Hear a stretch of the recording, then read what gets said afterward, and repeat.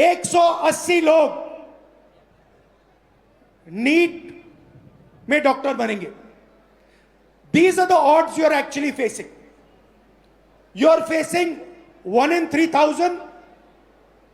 You are facing 30 in 3,000.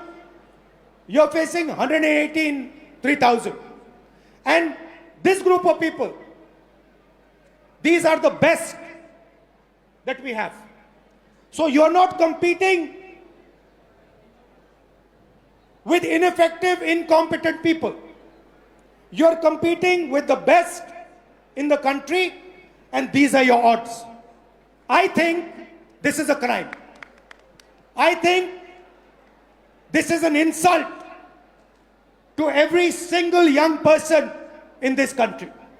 These are not the odds that our young people should be facing. You are very brave. You're very strong. That's a different matter. But this is stressful, this is unfair, and this is brutal. The Indian education system is a rejection system. It is not a selection system. That is the fact that we are facing. Right? Do you agree with this? Yes, sir. Now, I don't mean to discourage you, because you should dream. And I'm pretty sure that you will succeed. Right? But what I want to tell this country is that you are facing extremely difficult odds. That is why we had the tragedy that we had.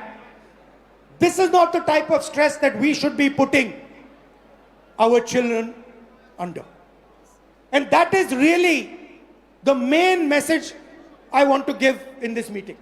First message, we are causing too much pain, too much stress, too much unhappiness to our future generation. Second message, we are only allowing them to do 5 things. We are not allowing her to become a dancer. We are not allowing him to become an astronaut. We are not allowing her to do something she's passionate about. Now the question arises, why is India only asking its children to do 5 things? And the answer to that question is money. The answer to that question is money.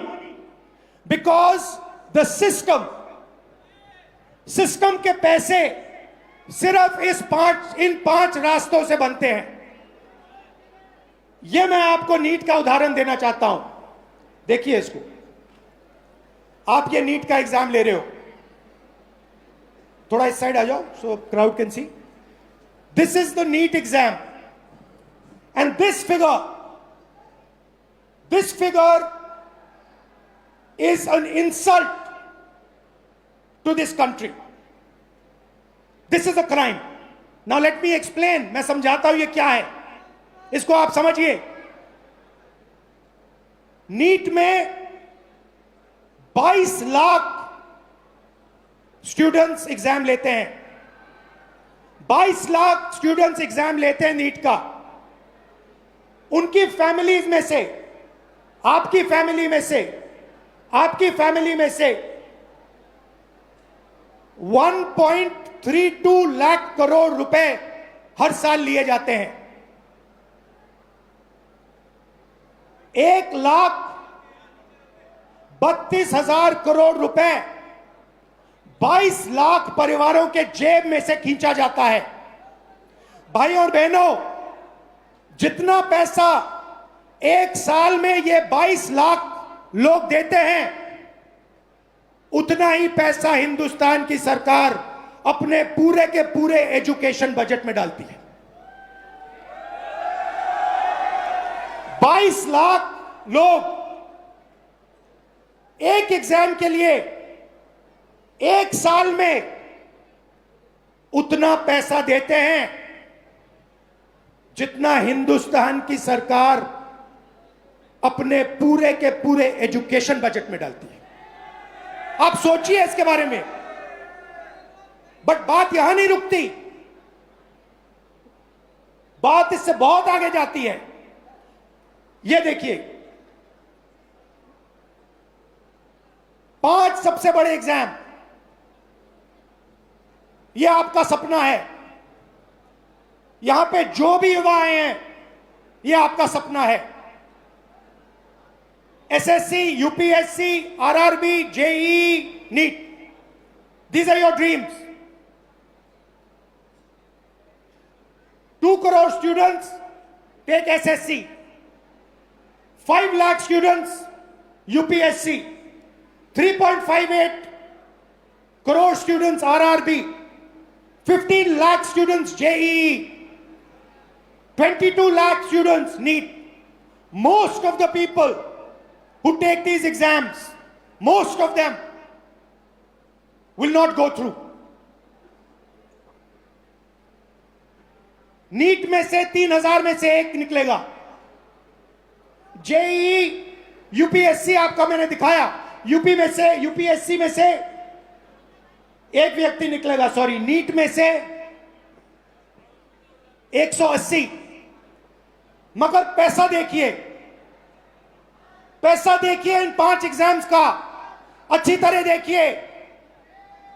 5 exams, Gen Z families, 3.5 lakh crore रुपया आपके जेब में से निकलता है, आपके परिवारों के जेब में से निकलता है, लोन से निकलता है, दर्द से, दुख से निकलता है। भाइयों और बहनों, जितना पैसा इन 5 एग्जाम्स में आपके परिवारों से निकलता है, उतना पैसा हिंदुस्तान की सरकार education budget, health budget, labour budget, science budget, women and child budget में डालती है। मतलब 5 मिनिस्ट्रीज का पैसा, बजट का पैसा हर साल इन एग्जाम्स के माध्यम से आपके परिवारों के जेब से निकाला जाता है। और फिर उसके बाद आपको कहा जाता है कि दरवाजा बंद है, आप आईआईटी में नहीं घुसे, आप नीट में नहीं घुसे, आप आरआरबी में नहीं घुस पाए। यह हिंदुस्तान की एजुकेशन सिस्टम की रियलिटी है।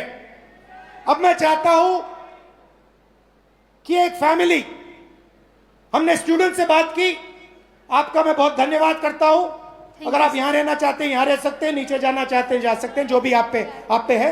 यहां रहना चाहते हैं यहां रहिए। और एक फैमिली, एक परिवार, आइए।